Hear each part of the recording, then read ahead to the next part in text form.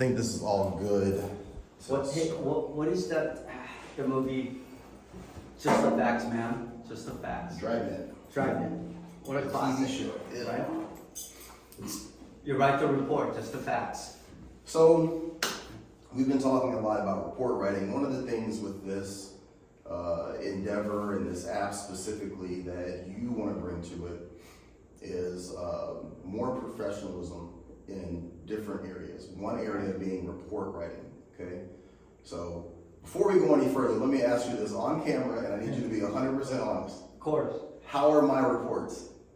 Could be better. On a scale of 1 to 10, where are my reports? So 1 being... 1 being the absolute worst, 10 yeah, being the absolute best report you've ever seen. So I've never came across a 10 report. Maybe there's people who could write beautifully, almost poetically. All right. But in your case, as you're asking, I would rate it where in the 7s. I'll take a 7. Yeah, I'll take a 7. It's, again, I think throughout our conversation, and you're able to articulate a lot of the things that you're observing. Okay. In fact, in the observation part and trying to put what you see onto paper, obviously you're not doing it dictating as it's happening, right? But you're relying on your memories to do it. Again, that's another set of skill set where you could be trained, your memory. We all heard of a muscle memory. Yes. Okay. In the actual physical type of work, but brain also needs to be trained. Memories, yes. Brain power. Okay. Simple thing is, again, when was the last time we all memorized the telephone numbers? I don't think I know anyone's, to be honest with you. Before we all used to remember, and I was told or informed that 7 numbers are the up to maximum for average person to remember. Okay. Hence, there's a 7 digits in a telephone number. Okay. So once again, it is a diminishing skill set, the memory. So when you write the report, obviously you're trying to explain, or you're trying to narrate what you're observing or your interaction for a later time to be reviewed or to be looked at. Now, why is that so important from there's a couple of different ways that security works. You have corporate security, and then you have maybe personal or private security that is maybe peer-to-peer, person-to-person. When it comes to corporate security, which is something that you and I work specifically in, why is the articulation in a report so important? Okay, so simple thing is, there's a thing called DAR. Okay. Every security guard or officers go through this. It's that daily activity report. Correct. Whether it's every 30 minutes, 15 minutes, an hour, you're supposed to write down what you did. Okay. That's the basics of writing down, or the accountability, I should say.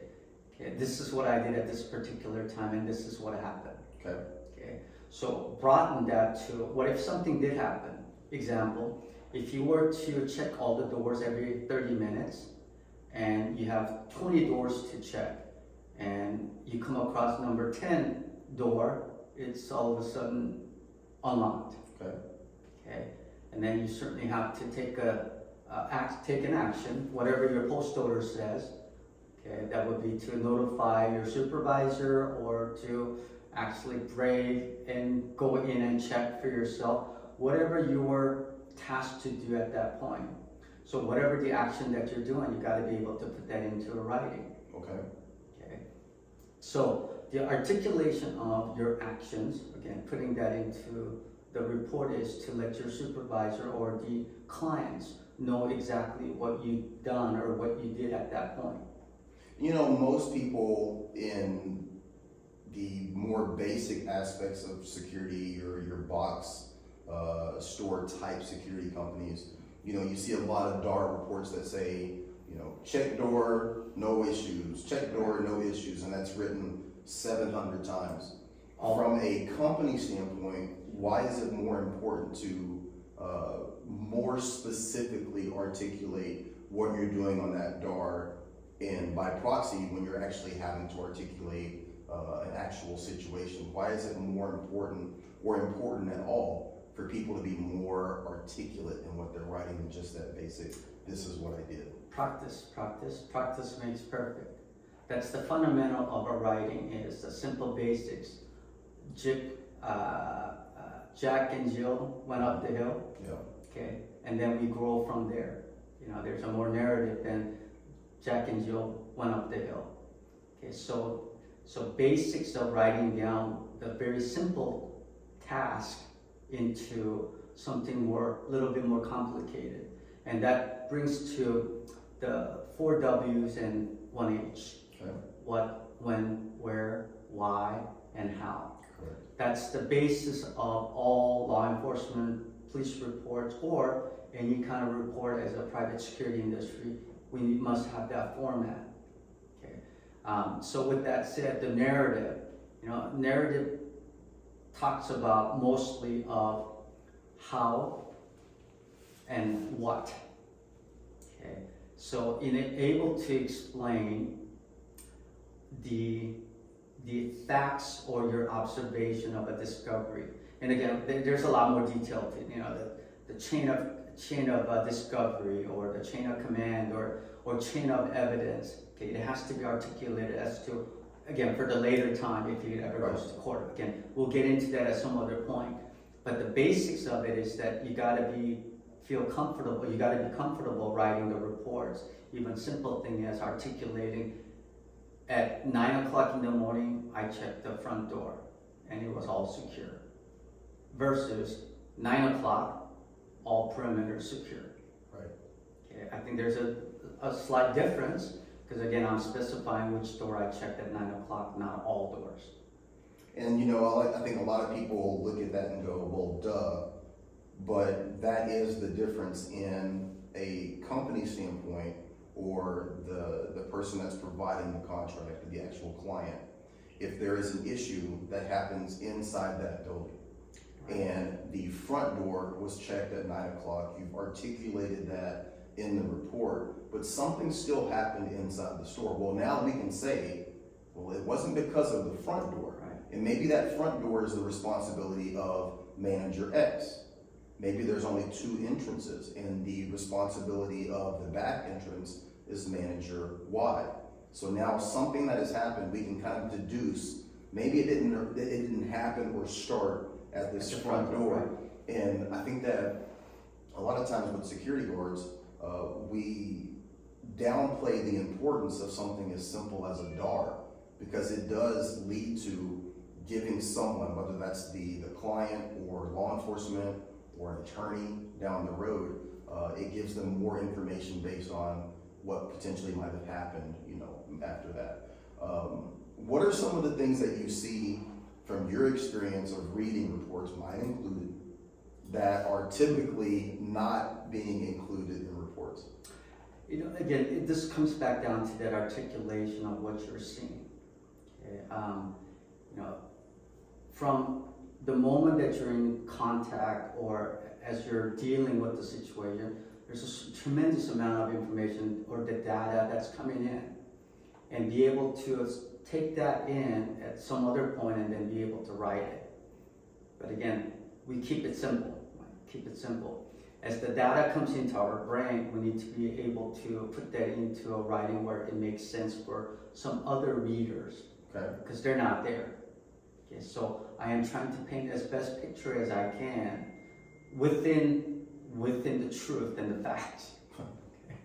So going back to the question of what is missing or what is not been explained well. Okay, as I said to you, there's a lot of word with aggressive.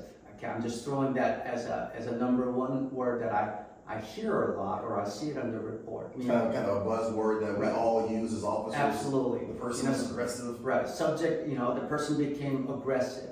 So therefore, I did X, Y, Z. Okay. So when I get that, I would like to know, how was that person being aggressive? Because prior to that, maybe you were engaged in a conversation and snap of the finger, all of a sudden you go hands-on, either pepper mace, hands-on, handcuff, wrestling, something happens. But then all I hear is, or all I read is, that the subject became aggressive. Okay. So I would be asking, what is it mean, what did the subject do that is aggressive? Was he screaming and yelling? Okay. Okay, that's aggressive. Okay, but that's not on the report because you're just saying the aggressive. Okay. So my question to you would be is, what type of behavior or what constitutes that individual, that particular individual that you're talking with that is aggressive? More oftentimes than not when I ask this, they go, oh, by the way, yeah, he was upset and angry because they came in to do X, Y, Z and they didn't get their way. So they start yelling and screaming and throwing things around. But then when we try to calm the situation down, he or she became aggressive by not just throwing a lot of profanities, but that profanity turned into a threat. And this is what the subject said: "I will fuck you up." And this is in the after action, after you've gotten After the I received the report, and right? you've asked them, okay, explain to me what Yeah. aggressive meant. Yes. So there's a lot of details that they forget to put in. And that detail is, why did you react after this aggressive behavior? Okay, so I want that clarity on, number one, make sure that you're within the policy procedures, you haven't violated. Okay, so asking these clarity on that particular term, again, aggressive. Okay. Okay. So as I mentioned, I will fuck you up is what the person says, but prior to that, you just say fuck you, fuck this, and screw this, and none of the direct threat. I mean, it wasn't directed to you. But when they direct that specifically to you from a general, that's becoming aggressive. So now the situation has changed from a interaction to a Confront. potential Confrontation, right? And the importance of writing that and articulating that in the report for people who maybe don't understand this. What is the importance of having that as opposed to just aggressive? So that leads into further action. Okay, because ultimately, if you're writing a report, that means you took an action, and that action oftentimes is the use of force, Okay. whether to detain them, go hands-on, or a chemical agents or any less lethal agents. Okay, so you need to be able to make sure that you are within the policy and procedures, and that is, you're not being the aggressor. Because there is a liability to Absolutely. being And that's what I'm looking aggressive. for as a manager and as a supervisor. Again, it's about liability. Liability for the company and liability for the individual. So I, as a manager, I want to minimize that, if not completely allow the officer who's conducting themselves to be able to protect themselves at all times.